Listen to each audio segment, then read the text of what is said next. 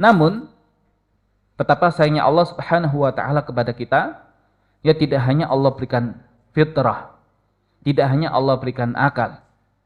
Ya, tapi Allah Subhanahu wa taala kemudian memberikan sesuatu yang lebih istimewa, dan itu adalah Al-Qur'an, ya kitab suci yang Allah turunkan di bulan Ramadan, ya sebagai sebuah kenikmatan yang luar biasa, sebagai sebuah jawaban atas kegelisahan yang membuncah ya dari diri Rasulullah sallallahu alaihi wasallam ketika cita-cita beliau adalah menghadirkan kebaikan ya di muka bumi ini. Ya, maka di saat jahiliyah itu menyelimuti bumi ini, maka cita-cita besar itulah yang ada dalam diri beliau, di mana beliau ingin menghilangkan semua kejahiliaan. Ya, maka solusi yang Allah berikan adalah Al-Quran. Ya, maka Al-Quran bukan sekedar kitab suci yang diturunkan untuk memperbaiki individu, atau kemudian kitab suci yang diturunkan hanya sekedar memperbaiki satu keluarga atau satu masyarakat. Ya, bahkan Al-Quran ini adalah kitab suci yang Allah Subhanahu wa ta'ala hadirkan sebagai solusi untuk memperbaiki bumi ini.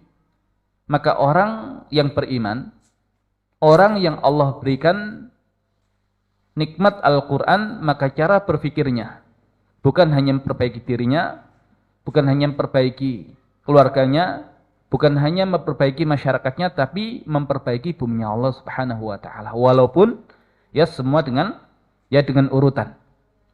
Nah, ulama menjelaskan kalau akal itu ya adalah ibarat mata, ya maka mata itu belum akan bisa melihat dengan sempurna tanpa ada cahaya.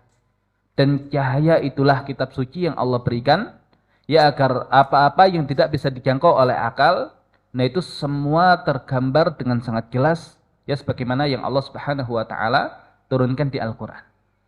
Jadi ada sesuatu yang berkaitan dengan his, indera, ya, yang kemudian kita miliki 5 panca indera.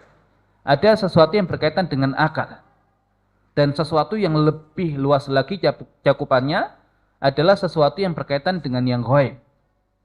Dan ulama menjelaskan, tidaklah sesuatu yang tidak bisa dijangkau oleh akal kita, yang dia berkaitan dengan sesuatu yang ghaib, yang bermanfaat bagi kita, kecuali Allah Subhanahu wa ta'ala jelaskan di dalam Al-Quran ataupun melalui lisan Nabi Muhammad sallallahu alaihi wasallam. Maka kita tidak butuh sebetulnya mencari sumber yang lain, ya selain dari Al-Quran dan sunnah Nabi Muhammad sallallahu alaihi wasallam.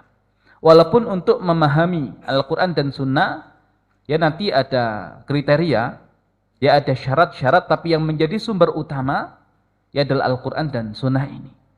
Kalau kemudian kita maksimalkan Al-Quran dan sunnah ini, ya termasuk dalam konsep pendidikan Islam, nah maka begitu luar biasa hasil yang akan diberikan oleh Allah Subhanahu wa ta'ala.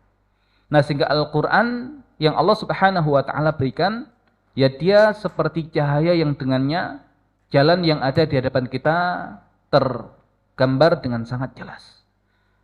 Nah, sehingga kewajiban kita apa? Ya terlebih di bulan Ramadan ini, menjadikan Al-Quran sebagai huda kita.